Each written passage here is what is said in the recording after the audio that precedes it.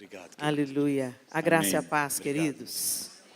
Boa noite a todos. Para nós é uma alegria, uma honra estar aqui mais uma vez nessa casa que abre suas portas e os corações para esse projeto, Renovando as Alianças, e a gente é tão grato a Deus por aquilo que Deus colocou, muito obrigada, no coração de Edenilson e da Cida, da sua família.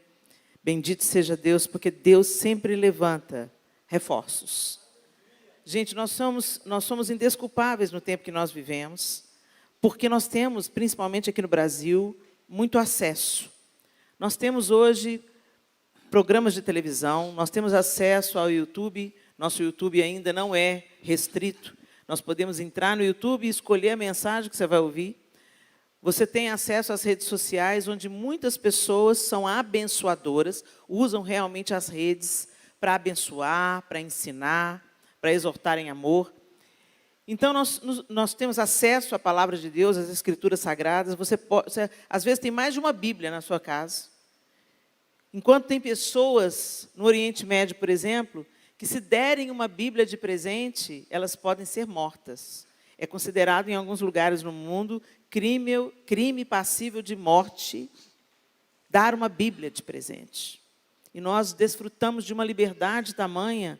Hoje você tem liberdade de religião, liberdade religiosa, você pode frequentar o lugar que você quiser, você pode carregar a sua Bíblia sem ser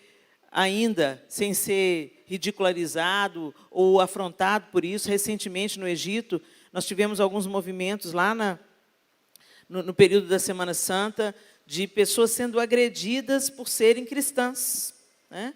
Então, nós não temos isso aqui no país. Mas, entretanto, a gente vê essas estatísticas alarmantes que foram compartilhadas aqui. Não é uma coisa de fora da igreja. É algo que está acontecendo dentro da igreja. O que está acontecendo de errado, gente? Muitas vezes nós viemos para uma religião e não para viver o poder do Evangelho.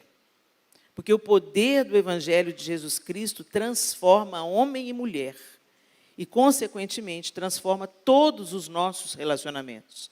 Uma vez que fomos reconciliados com Deus Pai, através do sacrifício da cruz, e nós vivemos essa reconciliação, não apenas como religião, mas como relacionamento, a partir daí, todos os nossos outros relacionamentos deveriam sofrer o efeito dessa reconciliação. Essa reconciliação entre Deus e a gente deveria consertar todos os nossos outros relacionamentos. Então, em síntese, muito do que não tem dado certo nos nossos relacionamentos é porque a gente não é crente dentro de casa. A gente é crente em qualquer lugar, a gente é crente para inglês ver, a gente é crente na igreja, a gente é muito bom fora de casa. O nosso desafio é viver o cristianismo dentro das quatro paredes do nosso quarto, debaixo do teto do nosso lar, diante daqueles que nos conhecem em dias bons e dias ruins. Esse é o nosso desafio. Então, que bom que você veio.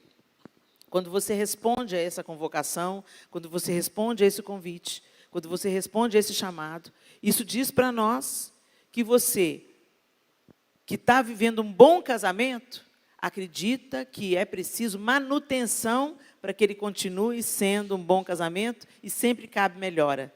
Não há nada que esteja bom que Deus não possa fazer melhorar ainda mais.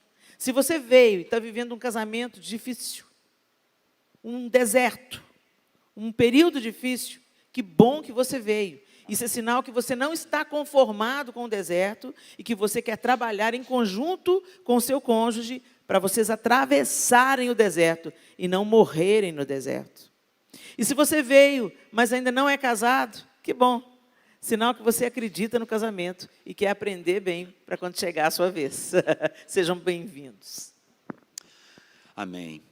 E vocês ouviram o testemunho do Adenilson, e ele disse que o Renovando as Alianças é um projeto familiar.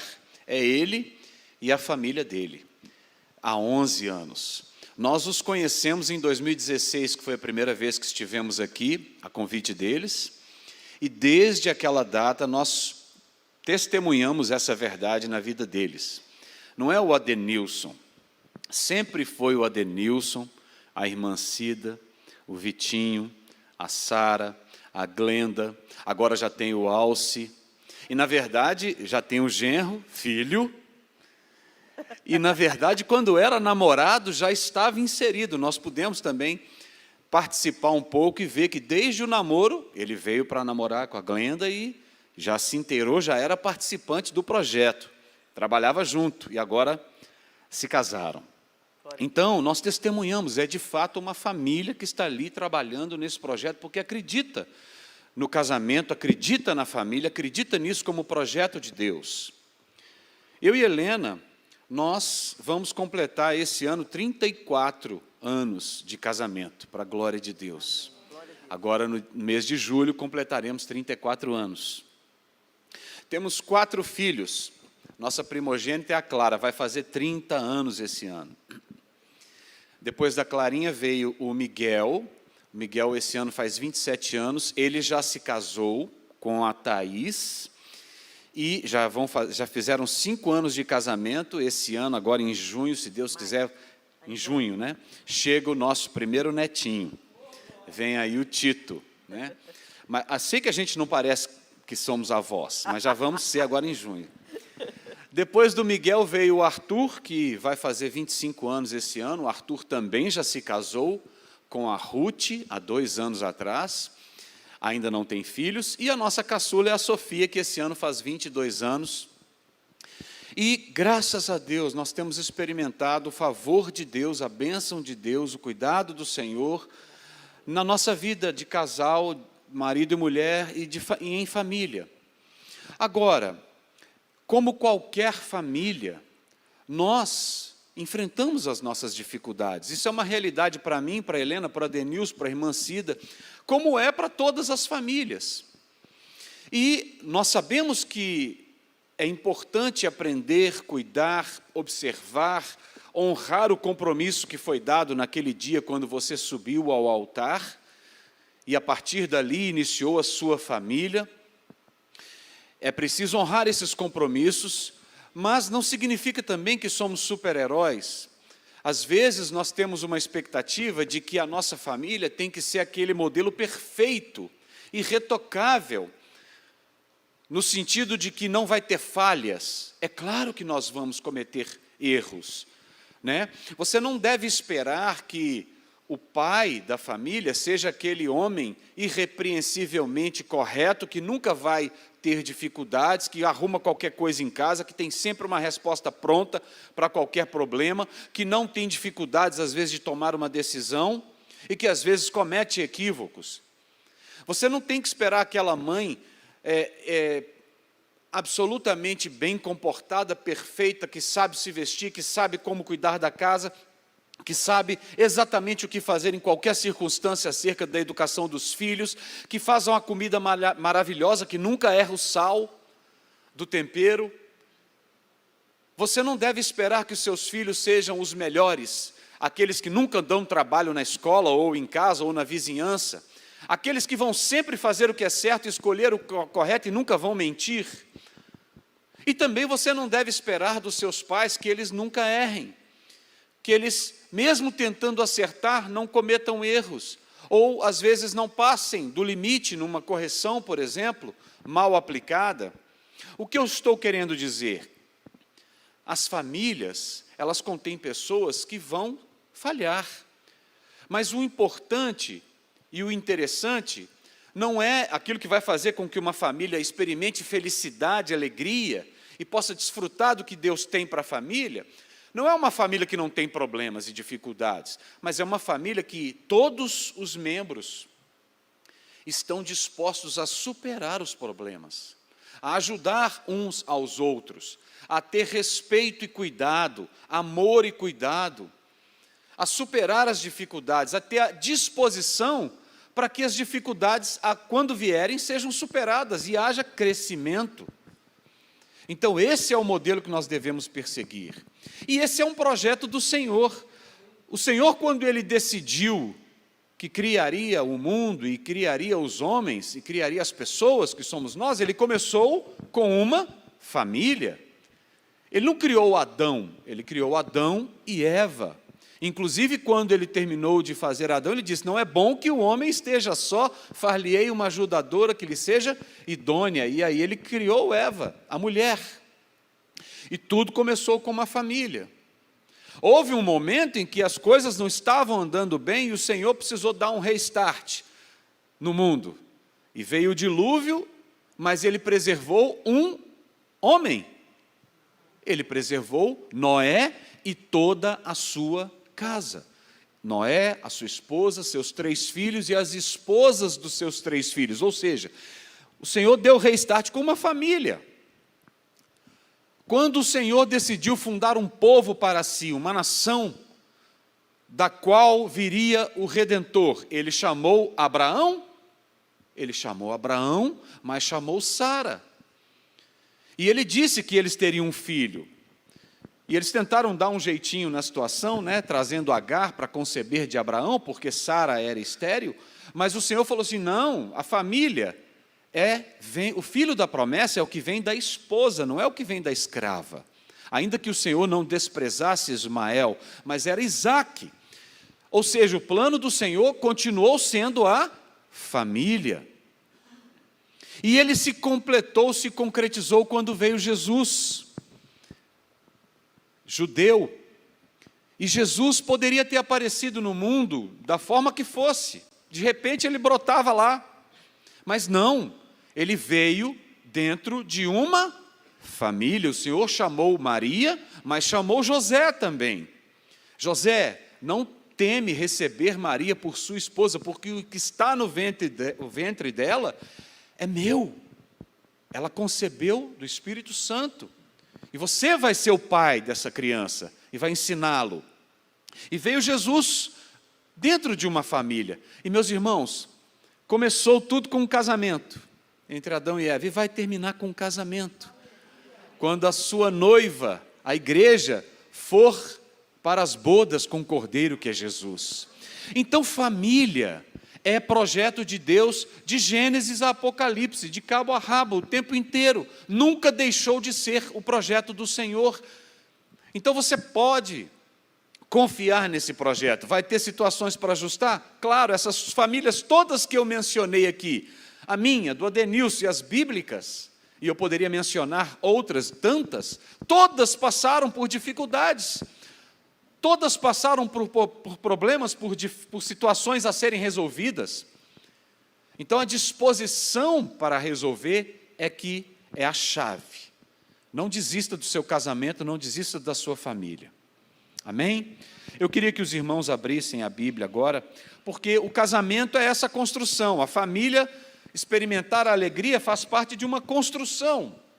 É interessante que nós não sabíamos, quando nós decidimos do que a gente ia falar, sobre o tema da igreja, né? Em 2024, o ano da edificação. E a gente está vendo ali no banner, justamente Jesus diante de uma edificação, de uma construção de uma casa, né? Não há coincidências, Jesus está falando em verdade te digo, né? Então, estamos ali a ilustração do que a gente vai falar nessa noite. Então, abra sua Bíblia aí, por favor, em Provérbios 24, nós vamos ler os versos 3 e 4. E nós estamos usando a versão NVT. Se a sua Bíblia for diferente, não tem problema, acredito que vai ser projetado também. Provérbios 24, versos 3 e verso 4, 3 e 4. Com sabedoria se constrói a casa, e com entendimento ela se fortalece. Pelo conhecimento seus cômodos se enchem de toda espécie de bens preciosos e desejáveis. Muito bem, então vamos entender o que é sabedoria. Com sabedoria se constrói a casa. E quando a gente vai pensar em casa, em edificação, a gente vai pensar agora em família. A família começa com o encontro de um homem e de uma mulher. Deixe, pois, o homem pai e mãe, una-se a sua mulher, e sejam os dois uma só carne. E a partir daí, desse momento, desse encontro, se edifica um novo lar. eles podem ter filhos do próprio ventre, eles podem ter filhos do coração, eles podem não ter filhos, eles são uma família, ok? É interessante a ordem que Deus coloca nas coisas. Deixe o homem pai e mãe. O que quer dizer isso? Torne-se autônomo, financeiramente, emocionalmente. E una-se à sua mulher. À sua mulher. E tornem-se uma só carne. Perceberam a ordem? Primeiro, você cresce, torna-se autônomo, capaz de cuidar de si. Segundo, você escolhe uma pessoa e assume um compromisso com ela. Una-se à sua mulher. E depois, tornam-se uma só carne. Isso está dizendo de uma aliança de sangue, que é a relação sexual. É tão interessante que a ordem foi toda bagunçada. A queda bagunçou tudo, desde a queda. Mas a gente tem visto na nossa geração como a impiedade tem crescido e como ao que 50 anos atrás era chamado de pecado, hoje não é pecado e é um estilo de vida. Não significa que Deus mudou de ideia. Gente, Deus não muda. Deus é imutável. Ele permanece fiel e Ele não mudou de personalidade. É tão interessante que hoje, com um evangelho fake que está sendo pregado aí, vem para o Senhor, Deus te ama do jeito que você é. E Ele ama mesmo, do jeito que você está. Mas Ele não vai te deixar do jeito que você está. Quando você vem para Deus, você é reconciliado com Deus, você é liberto do seu estado de escravidão e pecado. E você passa a viver um novo estilo de vida, a pensar de uma outra maneira. O que acontece? Essa hipergraça, ela é mortal, porque ela anula, ela mostra só uma faceta de Deus. E Deus é Pai na sua totalidade. Deus é o Pai que ama, Deus é o Pai que perdoa, Deus é o Pai que te limpa, que te lava, que purifica os seus pecados, que não poupou o seu próprio Filho para ver você reconciliado com Ele. Mas Deus é justiça, e Deus continua odiando o pecado. Então, muitas coisas que a gente começa, colhe no nosso relacionamento, é porque você pensa que o casamento purifica pecado. Casamento não purifica pecado. O que purifica pecado é a confissão de pecados e a crença de que o sangue de Jesus derramado na cruz para a purificação dos nossos pecados pode nos alcançar, nos redimir, nos reconciliar com Deus e os nossos pecados serem perdoados. Mas tem muita gente que é o seguinte, trocou a ordem das coisas, tomou posse da herança antes do tempo, e aí casa e pensa, consertou tudo. O casamento não lava pecado. A gente precisa de denunciar os nossos pecados diante de Deus, se arrepender deles, pedir perdão a Deus, para que as coisas comecem realmente certas. Amém. Sabedoria, segundo Tiago, capítulo 3. Tiago 3, 14 e 17. Diz assim: mas se em seu coração a inveja amarga e a ambição egoísta, não encubram a verdade com vanglórias e mentiras. Porque essas coisas não são a espécie de sabedoria que vem do alto. Antes são terrenas, mundanas e demoníacas. Pois onde há inveja e ambição egoísta, também há confusão e males de todo tipo. Mas a sabedoria que vem do alto é, antes de tudo, pura, também é pacífica, sempre amável e disposta a ceder a outros. É cheia de misericórdia e é o fruto de boas obras. Não mostra favoritismo e é sempre sincera. O texto está dizendo para a gente de dois tipos de sabedoria. Tem a sabedoria que vem do alto. Ela vem de Deus, o Criador de todas as coisas, aquele que te criou, que sabe como você é, que sabe os seus problemas de caráter, que sabe as suas dificuldades, que sabe as suas faltas, que sabe os problemas que você carrega desde a infância. Tem uma sabedoria que vem do alto, que pode ajustar toda a sua vida, independente do seu passado. Agora, tem uma sabedoria que é segundo esse mundo. As pessoas, por exemplo, começaram a se relacionar sexualmente antes do casamento por causa de uma sabedoria desse mundo. Tem pessoas que falam umas para as outras, fulano está te dando trabalho? A fila anda, menina. Joga esse cara para lá.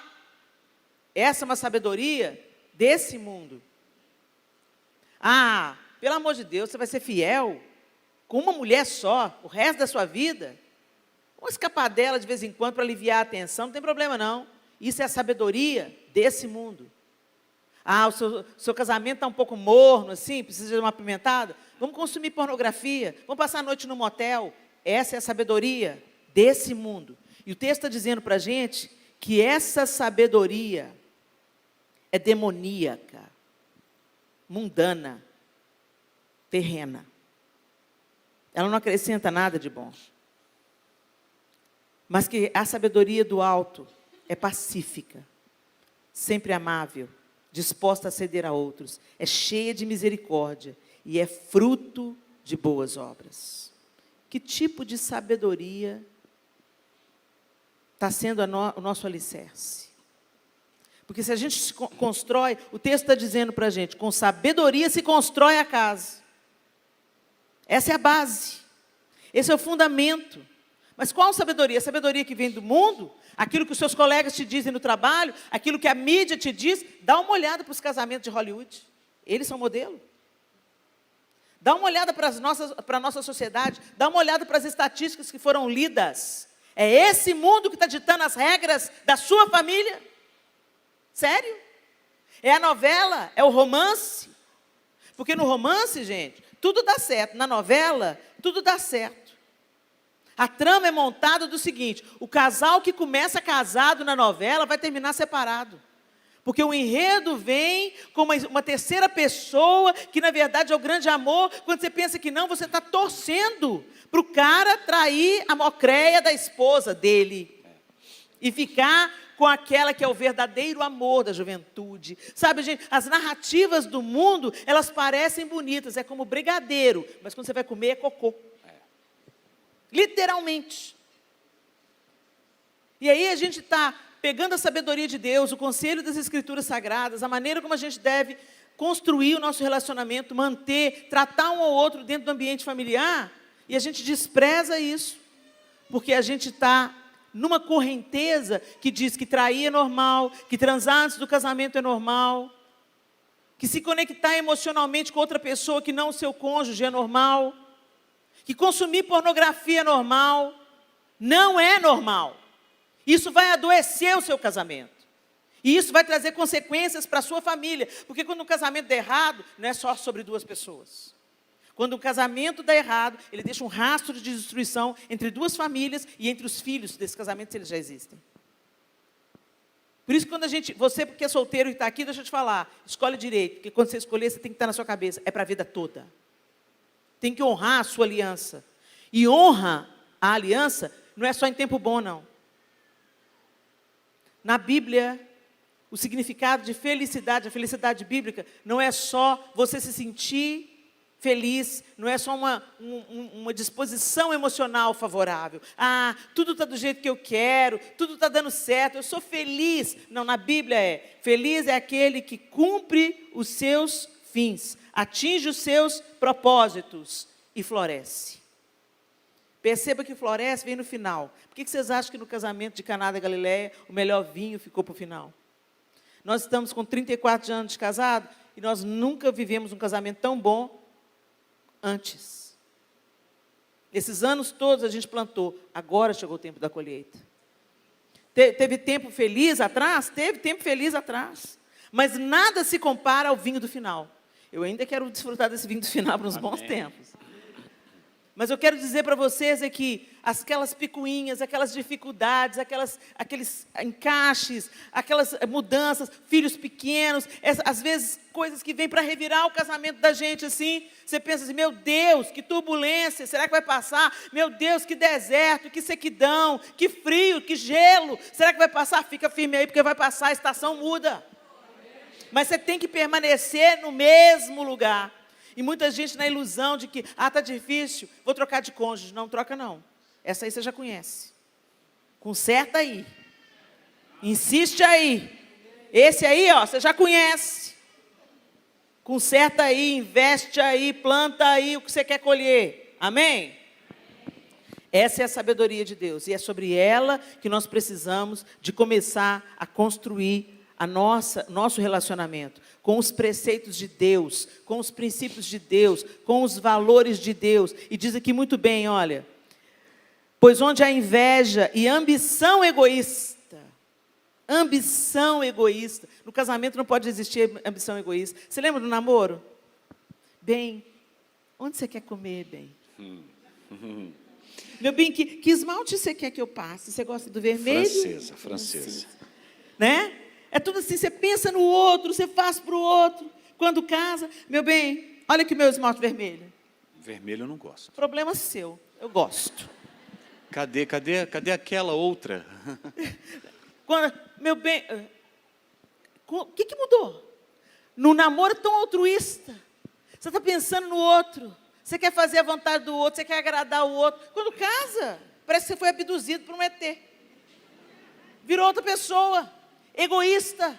Não, eu casei para ser feliz. No dia do nosso casamento, o pastor Márcio Valadão fez o nosso casamento. Ele disse, João Lúcio, você não está casando para ser feliz. Helena, você não está casando para ser feliz. Eu levei um susto, falei assim, como assim?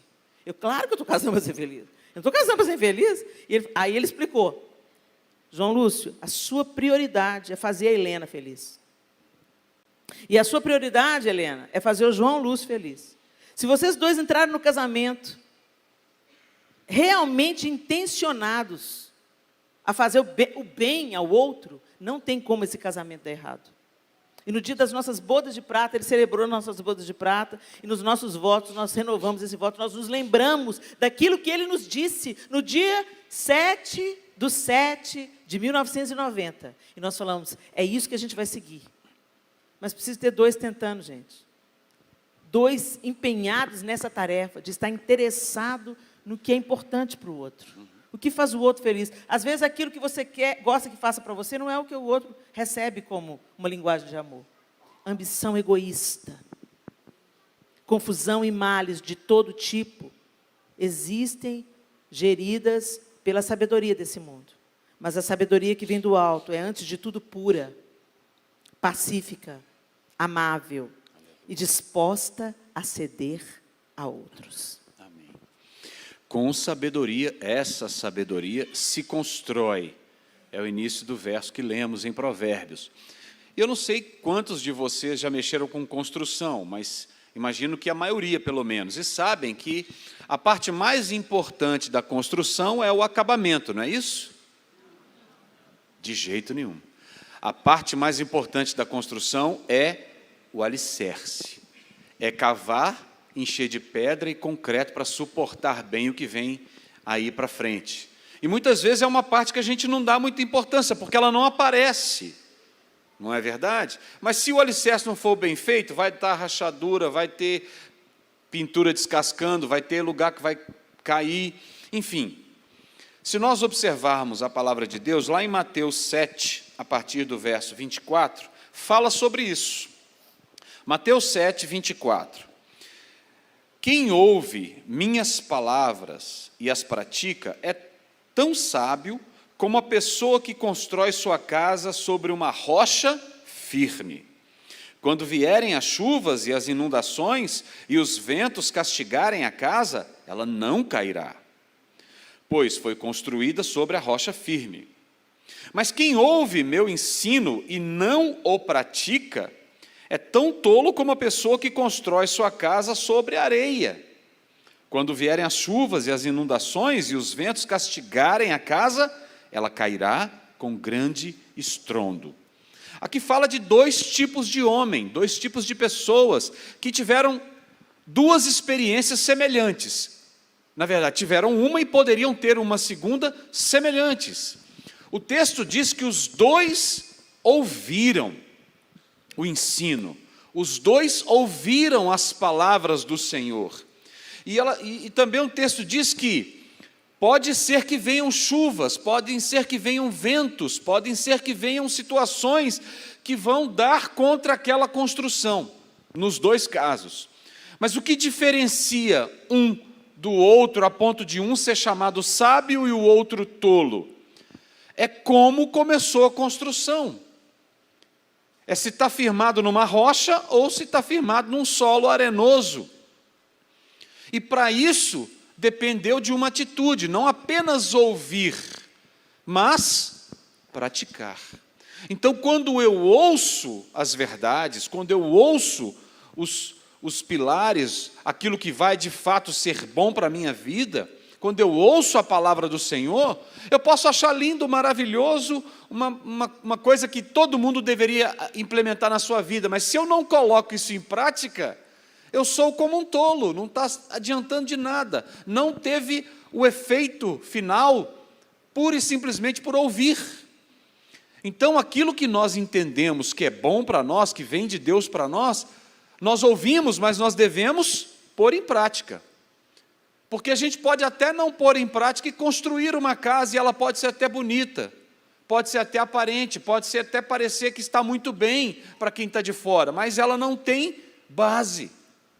E na primeira dificuldade, no primeiro problema, como nós falamos no início, que vão acontecer, que vão surgir situações, a casa cai, o casamento se desfaz, a família pode se romper.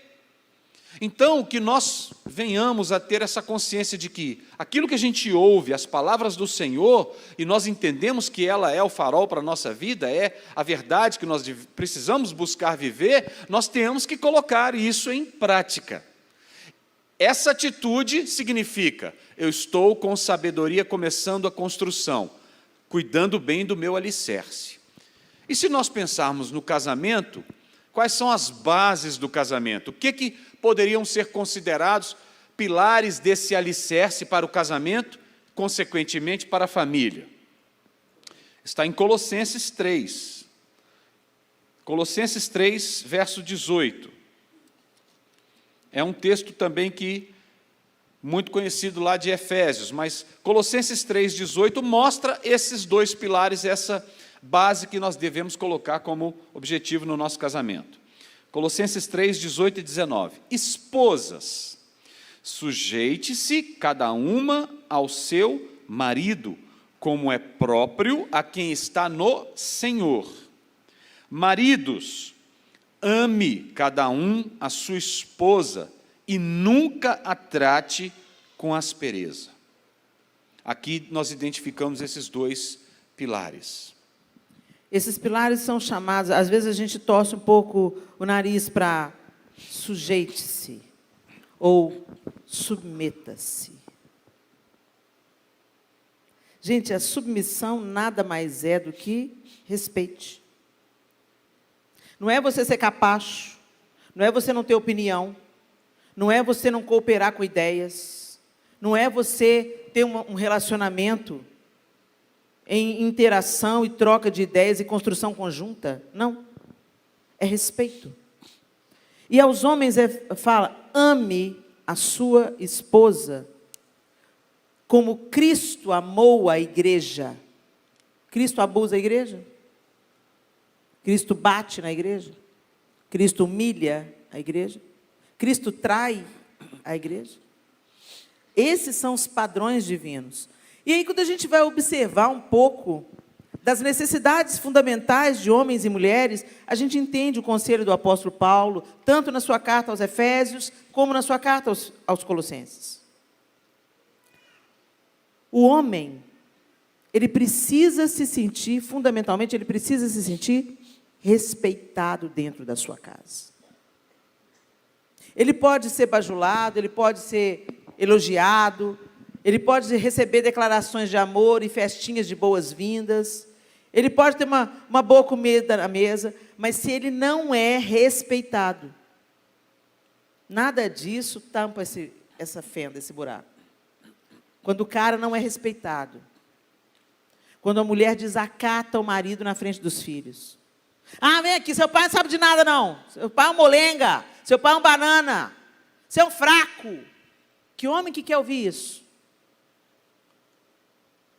Que homem que consegue ficar dentro da própria casa, a casa que ele provê, a casa que ele protege, a casa que ele cuida, e ele só escuta insulto, ele é desobedecido pelos filhos, ele é desonrado pela esposa. Que homem que dá conta disso? Homem nenhum dá conta disso. Primeiro ele fica em silêncio, depois ele pega as coisas dele e some. Homens, fundamental. Eu estou errada, homens? Vocês precisam se sentir respeitados, certo? Amém. E mulheres precisam se sentir amadas. E o amor não é aquilo que o amor fala. O amor é aquilo que ele faz. Você pode dizer, o João pode dizer, eu te amo, meu bem. Se ele me trair com outra mulher, isso não é amor. Se ele mente para mim, isso não é amor. Se ele me negligencia, se a prioridade dele são os amigos dele, se ele casou, mas vive uma vida de solteiro, ele não presta contas, ele chega e entra e sai a hora que ele quer, ele não colabora com as tarefas de casa, ele não colabora com a educação dos filhos. Isso é amor, gente? Amar não é só dizer eu te amo, não é só lembrar as datas especiais. Amor, quem ama, cuida, quem ama, protege, quem honra, honra, quem ama, honra. E aí a gente vê essas colunas, que a gente pode até visualizar ali, vocês verem que aquela construção, ela tem uma série de colunas, está vendo? Essas duas colunas fundamentais, amor e respeito, elas não apenas vivem isoladamente, elas também se retroalimentam. Quem ama, respeita, e quem respeita, está amando. Ou seja, isso que está na palavra de Deus é para ser vivido, gente. Não é só para ser ouvido. Essas duas colunas saem do fundamento da sabedoria e daquilo que Deus nos ensina na sua palavra. Nós não somos só ouvintes, mas praticantes, como o texto anterior nos diz. E agora essas colunas são arrancadas dessa base. E elas vão sustentar as paredes dessa construção, o telhado dessa construção, o amor e o respeito. Onde o amor e o respeito são negligenciados dentro de uma casa, não tem jeito, vai dar ruim. Começam as agressões, as traições, as mentiras. Ah, eu não quero voltar para casa, minha mulher é uma chata. E os filhos vão crescendo à deriva. As agressões verbais se tornam naturais quando não passa para físico. Aí é fundo do poço. Quando houve uma agressão física entre um homem e uma mulher que são casados, esse casamento já acabou. Mas não chegou aí à toa. Não chegou aí de um dia para o outro. Uma traição, ela não acontece assim, estava andando, feliz, fiel, com o meu marido, a gente se retroalimentando, se cuidando, se amando, se respeitando, e escorreguei, parei na cama com outra pessoa. Isso não acontece, gente. A traição também é uma construção, é um ambiente que vai sendo formado, uma teia que vai sendo tecida, e você vai consentindo com essa teia. Quando você se conecta a outra pessoa que não é o seu cônjuge, de uma maneira que você não deve se conectar. Nenhuma traição começa no sexo, a traição começa na lenga-lenga. Nossa, você cortou o cabelo, está bonita. Aqui, eu quero me abrir com você, porque você é minha amiga. Cuidado com essas conexões que se criam. Uma conversa, um olhar, um desejo de ficar junto. Uma conversa fiada, uma conexão emocional que você perdeu na sua casa, ao invés de você trabalhar para reconstruir a conexão que você perdeu dentro de casa, como sinal do seu amor e do seu respeito. Você investe em alguma coisa, você reforma alguma coisa, você fortalece a coluna que apresentou uma rachadura, e não levanta uma terceira coluna no meio desse casamento, criando uma conexão com outra pessoa que não está nesse relacionamento. Vigia na vida, gente. Porque o diabo não está brincando de ser diabo, mas tem um tanto de crente brincando de ser crente. Muito bem. Com sabedoria se constrói a casa, e com entendimento, com discernimento, ela se fortalece pelo conhecimento, seus cômodos se enchem de toda espécie de bens preciosos e desejáveis. Quando você cuidou aí do alicerce dessas colunas, a casa não ficou pronta ainda. Precisa levantar as paredes, construir os cômodos, encher os cômodos com os móveis, os utensílios, e depois colocar o telhado. Vai se consolidar a construção. Amém? E para essa consolidação, nós precisamos de algumas coisas, alguns fatores, alguns aspectos serem pensados na perspectiva do casamento e da família como sendo essa construção. Então, agora nós vamos falar um pouco sobre isso. O que a gente tem que providenciar e cuidar para que agora, com discernimento e entendimento, a gente levante as paredes, a gente determine os cômodos, a gente coloque os móveis nos lugares e a gente coloque o telhado. Vamos levantar as paredes sendo gratos por aquilo que vocês têm. Olha para o seu cônjuge aí. Lembra do dia que vocês se conheceram? Lembrou? Se não lembrou, esforça, porque não é possível. Lembrou do dia que vocês se conheceram? Às vezes você pode não lembrar porque, puxa, eu nem lembro, Helena, a gente se conhece desde criança. Não lembro o dia exato que a gente se conheceu. Tá bom. Então, se lembra daquele dia que tocou alguma coisinha assim dentro de você, é ele, uau, é ela. Lembrou? Agora olha para mim aqui. Alguma coisa te chamou atenção nele e nela. Alguma coisa te despertou. Agora eu quero que você lembre do dia que você resolveu, a gente vai casar. Eu não quero mais ficar longe. Eu não quero mais ficar sem ele, sem ela. Lembra desse dia? O dia que você decidiu que queria casar, porque não dava mais para ficar separado. Eu espero que você tenha sido levado pelo desejo de ficar junto. E não por alguma outra coisa, um acidente de percurso que aconteceu. Mas ainda assim, se acontecer um acidente de percurso, o que você está se metendo nessa conversa? O que eu estou querendo dizer para vocês é, por que mudou? Um dia você olhou para essa pessoa, eu lembro o dia exato que eu falei, eu quero casar. É o dia que o João estava indo embora, e eu falei assim, eu não quero que ele vá embora. Eu quero que ele fica. Eu quero ir para casa com ele. O que mudou, gente? Um dia você escolheu essa pessoa. Alguém aqui casou com um cano de um 38 na testa? Espero que não. Você casou porque você disse sim, porque você escolheu, porque você olhou para essa pessoa e falou, poxa, tem potencial para eu passar o resto da minha vida com ela, para passar o resto da minha vida com ele. Teve alguma coisa nessa pessoa que te levou a essa decisão, sim ou não? Amém. Mas isso, gente, tem que ser nutrido. Se você largar para lá uma planta, ela vai criar. Se você deixa um jardim, abandona um jardim, ele pode ser um jardim lindo. Se você abandona esse jardim, ele vai dar bicho, erva daninha, os pássaros vêm e começam a detonar as plantas. Daqui a pouco, se você abandona o jardim por um ano, quando você volta lá, é o quê? Mato.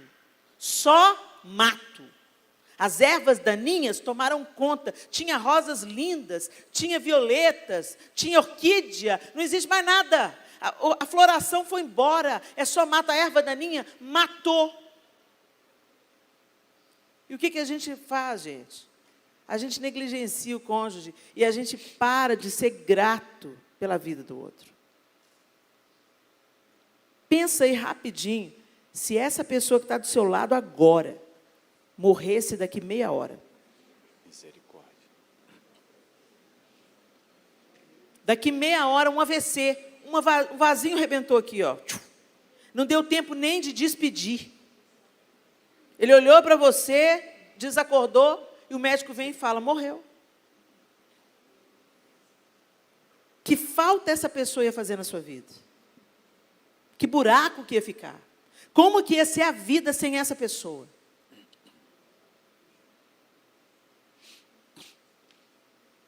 Se você está achando que é um alívio, seu casamento está em coma, você precisa de ajuda urgente, terapia, pastoral, faça alguma coisa.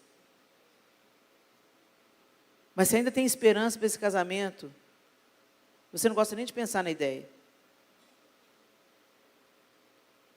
No ano passado, o João foi diagnosticado com um câncer. estava tudo bem. Quando chega um diagnóstico desse, é inevitável você pensar na morte.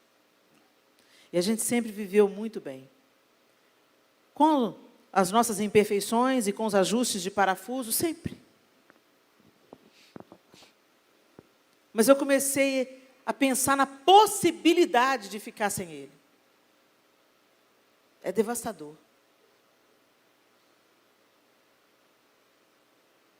Mas uma coisa eu sabia. Que até ali, eu tinha dado o meu melhor. Até ali eu amei, até ali eu fui leal, até ali eu fui fiel, até ali eu fui a melhor amiga dele, até ali, e dali por diante, até quando o Senhor quiser, é isso que eu quero ser. Será que nós somos agradecidos por aquilo, pelo cônjuge que nós temos? É esse aí que você tem. Então por que você fica comparando a sua mulher com outras? É essa que você tem. Ah, mas ela não é mais a mesma, você também não é não, bonitão. Ela engordou, não, ela não engordou, não. Ela aumentou seu patrimônio.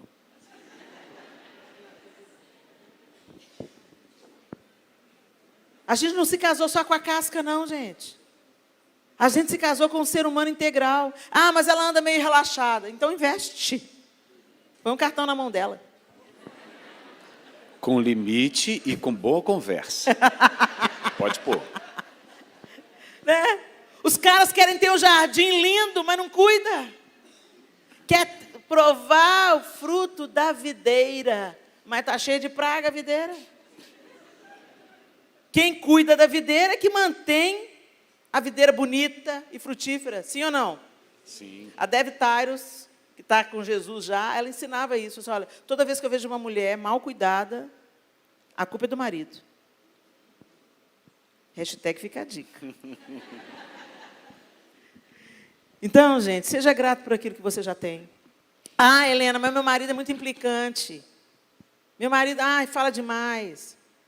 Por que você está colocando o foco no que ele tem de ruim? Coloca o foco no que ele tem de bom. O que você pode dizer de bom do seu marido? Ele é trabalhador, ele é honesto, ele é um bom pai, ele é provedor, ele é protetor, ele cuida de mim. Aí ele é meio bronco, esquece as datas dos aniversários de casamento. Mas é fiel. Nunca olhou para outra mulher, sempre manteve-se fiel a mim. Põe o seu foco naquilo que o seu cônjuge tem de bom.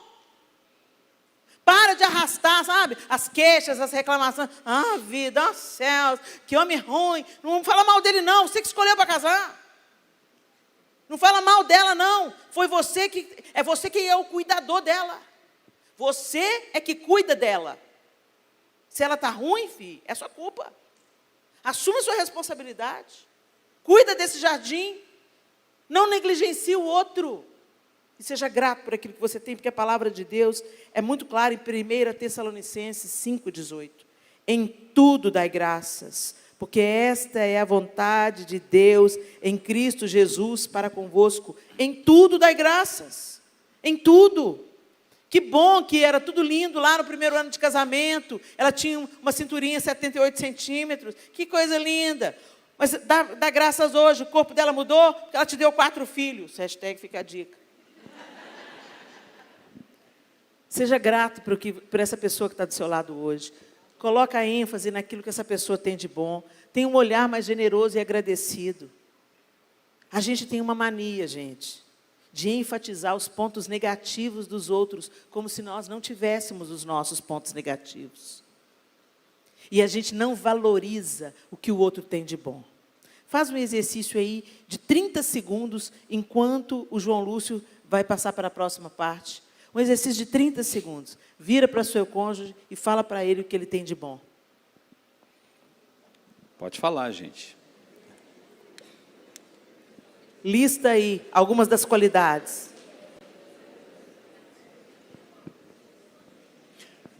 Traga à memória o que te pode dar esperança. Eu sei que vocês precisam de bem mais do que 30 segundos, mas a gente espera que a noite seja longa e vocês conversem bastante. e conversem também. Mas, enfim, nós agora erguemos as paredes, né?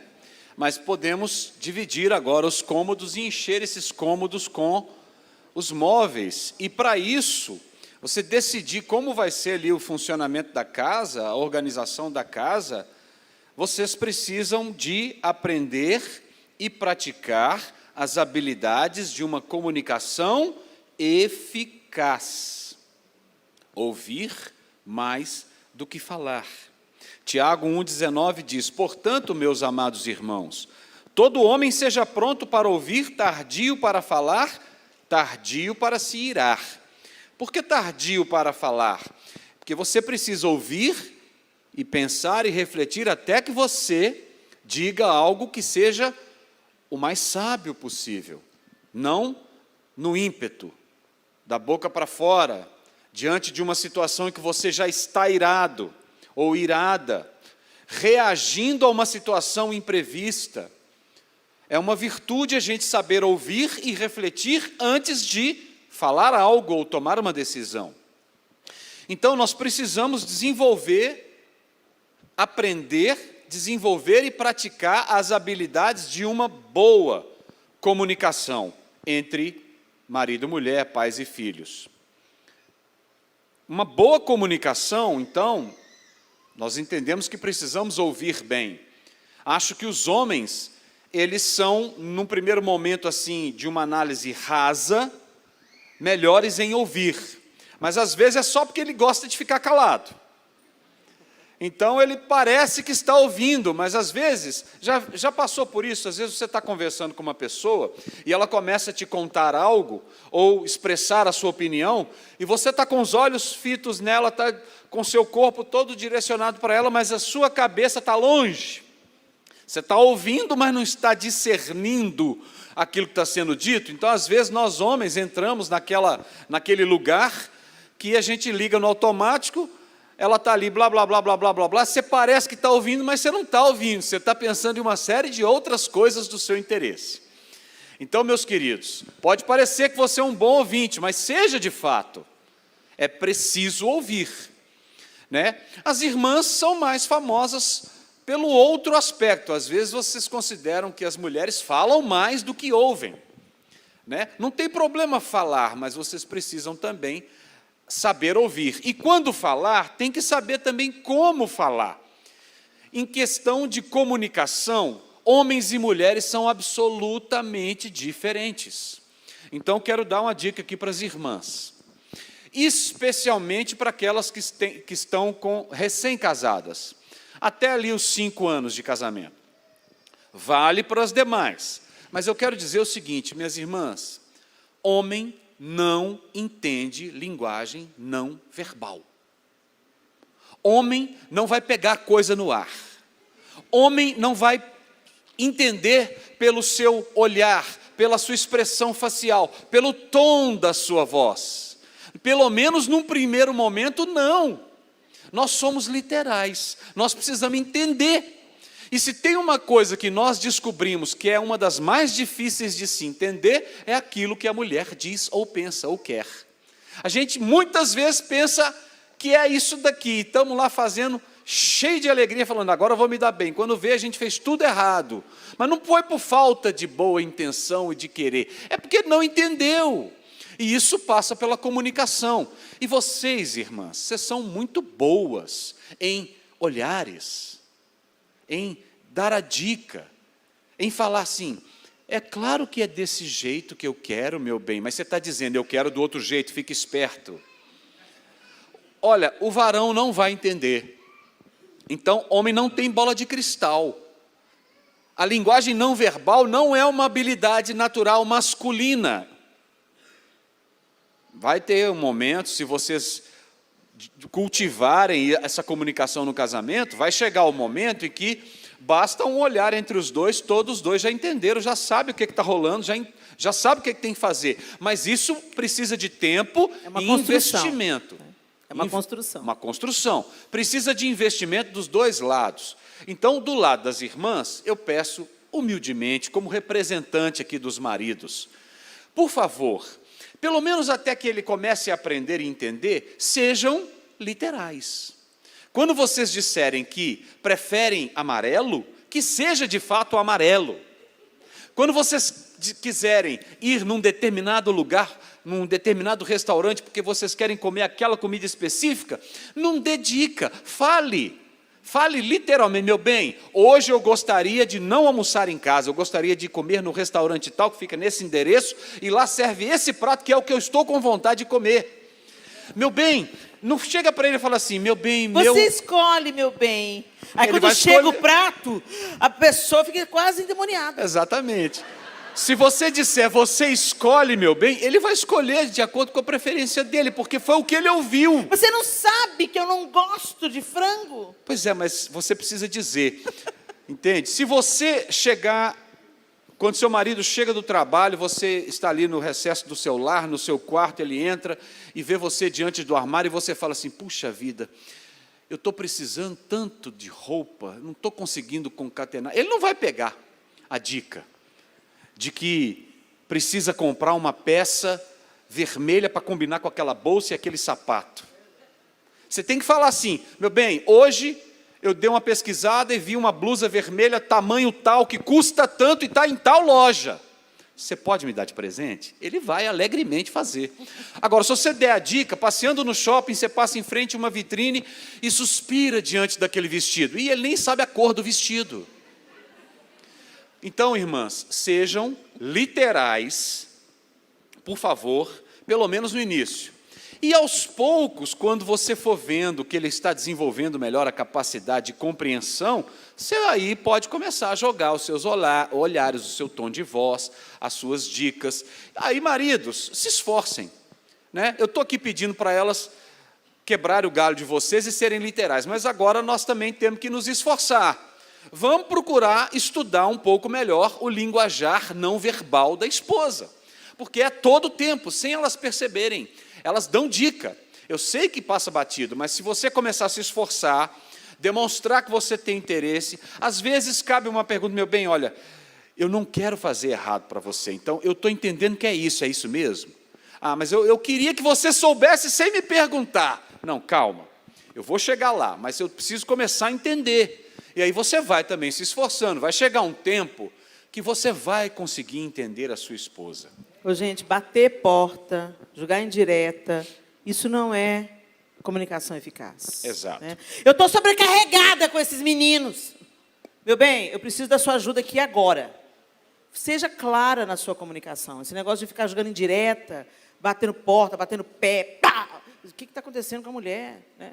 Então, vamos falar, vamos aprender a verbalizar aquilo que a gente quer. Nem tudo que você pensa que você está comunicando está sendo entendido pela outra parte. Exatamente. Agora, não economize também quando você tiver algo a dizer, e aí vale mais para os homens.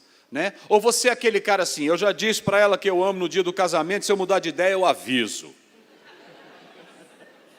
Mulher gosta de ouvir homens. Então, diga que ela está bonita quando você olhar para ela e achar que ela está bonita. E quando você não achar que ela está bonita, diga, essa roupa não faz jus à sua beleza, meu bem. E compre uma nova que ela goste. Diga a ela como ela é importante para você. Entendeu? Elogie quando ela fizer aquela comida que você mais gosta. E não apenas quando ela salgar as batatinhas você reclamar. Então, verbalize aquilo que você sente. Mulher é emoção, homem é razão. Mas então, quando você se sente agraciado por algo que a sua esposa fez, ou pelo que você percebeu que ela é, diga a ela. Isso vai fazer muito bem para ela.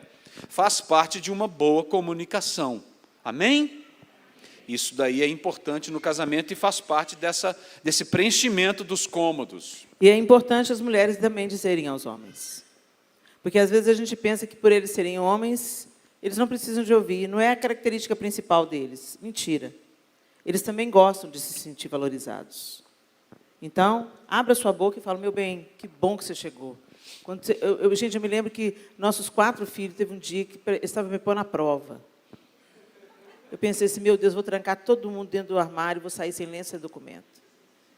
Eu não estava aguentando, aqueles 4 parece que se juntaram contra mim. E quando o João entrou em casa, quando a chave girou na maçaneta, fraf, ele disse, papai! Mudou o DNA, mudou a atmosfera.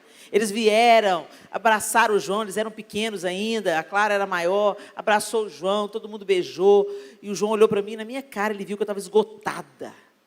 Ele virou para tudo bem, meu bem? Foi um dia difícil. E nesse dia eu já estava treinado na linguagem não verbal, perfeitamente entendido. Aí, os meninos... Aí um foi subir no sofá, eu já tinha pedido 1 milhão de vezes para não subir ali, que ele estava subindo no encosto do sofá em tempo de cair. O João não falou, ele só olhou e falou o nome, Arthur, e olhou, ele escorregou. Eu gritei, implorei, Arthur, desce daí! E ele não descia. O pai só olhou e falou, Arthur. Aí eu olhei para ele, meu bem, obrigada. Quando você entra em casa, a ordem entra junto, obrigada, Deus. Ela me ama, né? Que compaixão que eu senti das mães solo naquele momento. Como é importante uma presença masculina dentro de uma casa. Diga isso a ele. É importante ele saber. Ainda na manutenção aí dessa construção, dessa casa, desses móveis, a gente precisa entender que nós precisamos de compartilhar os planos e nós precisamos de perdoar com frequência. Esses são elementos fundamentais. Por que compartilhar os planos?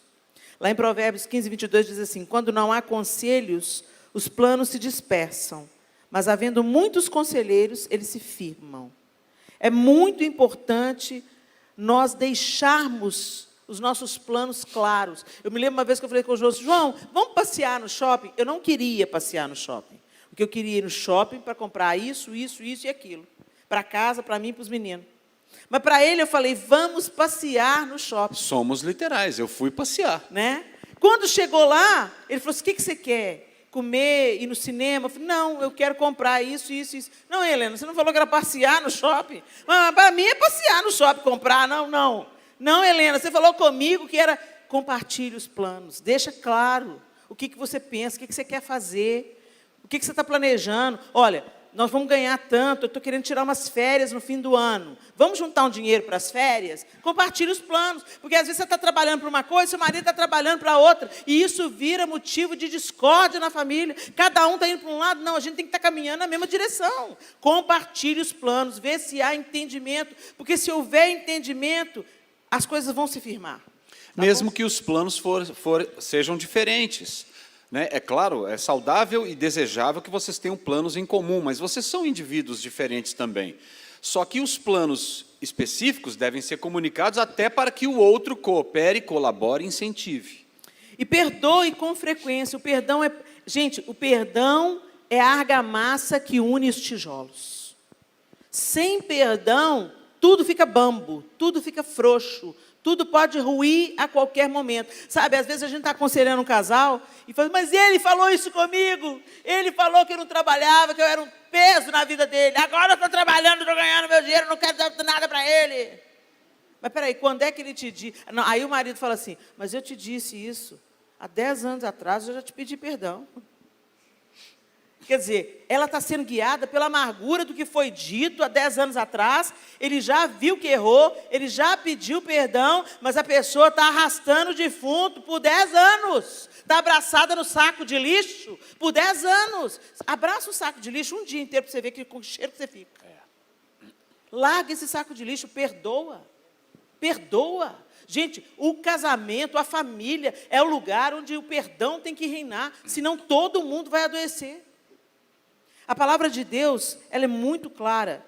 Sejam Colossenses 3, 13 a 15. Queria que colocasse aqui para vocês lerem junto comigo. Colossenses 3, 13 a 15. Sejam compreensivos uns com os outros e perdoem quem os ofender. Lembrem-se de que o Senhor os perdoou, de modo que vocês também devem perdoar. Acima de tudo, revistam-se do amor que une todos nós em perfeita harmonia. Permitam que a paz de Cristo governe o seu coração, pois como membros do mesmo corpo, vocês são chamados a viver em paz e sejam sempre agradecidos. Olha, isso ele está falando para a igreja. Se a igreja é um corpo, ainda mais essa pessoa que é uma só com você. Amém. Vivam em paz. Perdoem-se mutuamente. Mas ele não me pediu perdão. E quem está preso é você. Porque quem errou, gente, e não sabe que errou, ou é orgulhoso demais para pedir perdão, ele segue a vida dele. Mas quem não perdoa, fica paralisado. Fica amarrado. A Bíblia não manda a gente perdoar para quem pedir perdão. A Bíblia manda a gente perdoar. Então, perdoe. Perdoe. Isso é fundamental para o bom andamento do casamento. Amém. Nós já estamos numa fase avançada da construção. Já tem parede, móvel, cômodo, telhado, e agora todos vocês sabem que cuidam de uma casa, sabem que precisa de manutenção. Às vezes vão haver situações ali que você tem que parar e corrigir, refazer e renovar, é a manutenção. E o perdão está totalmente dentro desse processo. Além do perdão, como que eu crio manutenção dentro de casa? Com a intimidade emocional. Diga aí, intimidade emocional. Intimidade emocional. O que é intimidade emocional?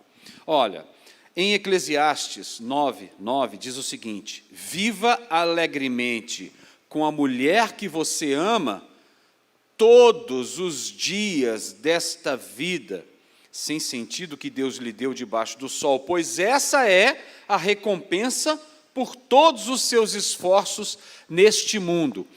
Viva alegremente com a mulher que você escolheu todos os dias, os bons e os maus, os do início, os do meio e os do fim. O que acontece é que, na época do namoro, a gente quer conhecer. Eu quero saber como ela pensa, eu quero saber o que ela gosta, eu quero saber de que maneira que eu posso me aproximar, eu quero saber o que eu vou fazer para que ela observe a mim e eu ganhe o coração dela. Eu vou me interessar por aquilo que ela se interessa e vice-versa. Aí, depois que casa, não, já casei, já conquistei, já estamos juntos, já estamos vivendo bem, não preciso me preocupar tanto, daqui a pouco chegam os filhos, chegam os boletos, chegam os problemas, chegam as coisas para cuidar, cada um se enfia no seu trabalho, e esquecem um do outro, e param de namorar, e param de rir, e param de cultivar o carinho, a intenção, a proximidade entre um e outro, e deixam de ser amigos, e aí perdem isso que nós estamos chamando de intimidade emocional. A Helena é minha melhor amiga, e cada ano que passa, isso se consolida ainda mais. E eu sou o melhor amigo da Helena. A amizade, ela é uma das bases do casamento. É aquilo que vai segurar a onda nos momentos difíceis. E para isso tem que ter um envolvimento, tem que ser intencional. Vamos passar tempo juntos. Por que não tem mais a Sexta-feira da Paixão aí na sua casa? Hein? Ah, porque eu estou sem tempo, tenho que fazer muita coisa, não dá para sair para ter um dia de romance. Olha, tempo é uma desculpa, muito mais do que uma razão, porque para aquilo que é prioridade, todos nós arrumamos tempo, é ou não é? Hein, gente? E a esposa, a família, os filhos, o marido, são ou não são prioridade? Devem ser. Então, nós vamos arrumar tempo para, pelo menos, uma vez por semana, é o dia do namoro. Não precisa ser sexta-feira, pode ser qualquer dia da semana. Mas saiam juntos, vão tomar um sorvete, vamos assistir um filme no cinema, vamos andar de mão dadas na praça, ou então vamos tomar um café em casa. Vamos ter um tempo para nós em casa, comer uma pipoca e assistir um bom filme. Ou trocar uma ideia. Namorem, conversem, compartilhem os sonhos e as dificuldades. Continuem nutrindo a amizade e a comunhão entre vocês. E isso não vai trazer apenas saúde para o casamento e a manter as coisas todas em ordem, mas vai ser saúde também para os filhos, quando eles veem que os pais, a despeito da idade, do tempo de relacionamento, continuam amando, cuidando e se preocupando em ter tempo juntos um para o outro. Uma evidência da prova da intimidade emocional é quando a gente começa a relacionar uns com os outros só de acordo com os papéis que cada um desempenha. Exato. Então, vocês falam só daquelas coisas que é sobre os papéis. Você pode ter um relacionamento com o padeiro, na padaria, que você sempre compra. Você entra, ele já te conhece há muitos anos. E aí, 3 pãozinhos hoje, 3 pãozinhos hoje. Né? Você ri, conta uma piada, e o seu time, hein, perdeu. E tal. Tem um relacionamento aí? Tem. Mas é uma coisa superficial. Raramente, quando você tem uma interação com uma pessoa de acordo com o papel dela, o médico, o padeiro, você tem um conhecimento, ele sabe quem você é, mas ele tem um limite. Não é assim? Você não vai sair contando sua vida inteira para o jornaleiro, para o padeiro ou para o médico, dependendo do médico. Você não vai sair contando a sua vida inteira, suas intimidades, seus segredos. E quem tem intimidade emocional, não. A gente vai ser intencional em compartilhar coisas íntimas, em procurar a opinião do outro, em construir projetos juntos. E é muito importante, gente, porque, como eu citei aqui, a infidelidade nasce na conexão emocional com outra pessoa. É possível você ter sexo com alguém que você não tem nenhuma intimidade emocional. Haja visto o caso da prostituta. Então, é muito importante, intimidade, o casal, ele precisa ter intimidade emocional. E muitos casais, quando a gente faz esses exercícios assim, fala assim, olhe nos olhos dela. Olha aí, deixa eu ver. Olha, fica olhando. Olha aí, ó. Olha que olhão. Tem gente que, quando a gente faz esse exercício, fica desconfortável. Tem casal que fica desconfortável quando fica em silêncio junto. Não, gente, quando você tem intimidade emocional, pode ficar em silêncio. Vocês podem olhar um nos olhos do outro, isso não causa constrangimento. Vocês têm essa intimidade emocional. E para terminar, gente, vamos colocar um telhado nessa casa? Orem juntos. É a proteção. Gente, se nós não tivermos tempo de oração juntos, você tem que ter uma vida individual com Deus. Sua esposa não é uma só com você, mas não no que tange a salvação. Você pode edificar o seu marido e edificar a sua esposa por você ser cristão. Mas você não pode salvar o seu marido, nem a sua esposa, nem os seus filhos. A salvação é uma experiência individual. Nós podemos orar uns pelos outros. Mas a vida em comunhão, ela é extremamente necessária. Se nós somos uma só pessoa diante de Deus, por que nós não oramos juntos? Por que nós não oramos uns pelos outros, um pelo outro? Há algo poderoso, meus irmãos, que é liberado sobre a nossa casa, a nossa descendência, quando nós oramos juntos. Você pode fazer o seu devocional, o seu tempo com o Senhor a sós. Eu incentivo, eu encorajo, que quanto mais perto do Senhor, é assim, olha, gente, é como se fosse um triângulo. O João que gosta muito de matemática, né? Eu estou aqui numa ponta, o João está na outra ponta. Quanto mais eu busco a Deus, uma coisa natural acontece. Se ele está buscando a Deus também, e eu estou buscando a Deus, nós dois vamos nos encontrar em Deus. Então, é muito importante nós termos essa vida, os dois buscando a Deus individualmente. Porque, inevitavelmente, se os dois estão caminhando para Deus, nós vamos nos encontrar. Agora, é muito importante nós também termos o nosso tempo de oração juntos. Abrir o olho os dois, antes de começar o dia. Ore, antes de se levantar. Pega a mão do seu cônjuge, vamos orar. Senhor, obrigado porque a gente acordou. Obrigado porque se nós acordamos, o Senhor está nos dando vida para viver esse dia. Eu abençoo o João, Senhor, para ele viver esse dia diante do Senhor, que ele seja protegido pela sua boa mão. Ó Senhor, eu abençoo a Helena para ela viver esse dia, Senhor, diante do Senhor, que ela também seja protegida pelo Senhor. Nós dois abençoamos nossos filhos, Senhor. Alcança a Clara com a tua salvação. Cuida do Miguel, do Arthur, da Ruth e da Thaís. Cuida do Tito que está no ventre da Thaís. Senhor, abençoamos a Sofia. Sabe, gente, tem um poder que é liberado sobre a nossa descendência quando nós oramos juntos. O inferno está assistindo e o céu está ouvindo. Mas a gente não ora. E quando a gente chega para aconselhar casal, quanto tempo vocês oram juntos? Vocês oram pelo menos um dia na semana juntos? Não, a gente nunca ora junto. Está explicado o que está desandando. Põe um telhado. Essa é a nossa cobertura. Quando nós estamos debaixo de oração, muitos ataques não chegam à nossa casa. Nós somos livres de muitos males quando um ora pelo outro. O esposo chegou exausto, nervoso do trabalho, aconteceu alguma coisa no trânsito. Ele está, meu bem, senta aqui. Senta ele. Põe as suas mãos sobre ele. Põe a cabeça dele aqui nos airbags. E ora por ele. Senhor, em nome de Jesus, eu oro pelo meu marido, Senhor. Aquieta a alma dele. Que o refrigério do Senhor venha sobre ele. Refrigério físico. Gente, porque os airbags não é só para amamentar, não. E eu não estou falando isso com nenhum tipo de erotização, não. Gente, tem uma proteção, um aconchego, no abraço. E a gente precisa de ter isso também em oração diante de Deus. Amém, gente? Que o Senhor abençoe a nossa construção. E lembra, mesmo depois que a casa estiver prontinha, terminada, acabada, pintada, maravilhosa, sempre tenha manutenção. Pode ter uma chuva de granizo que vai precisar de reparar o telhado. Pode estourar um cano que vai precisar de tirar, trocar toda a instalação hidráulica, rebocar de novo, pintar de novo a parede, mas insistam.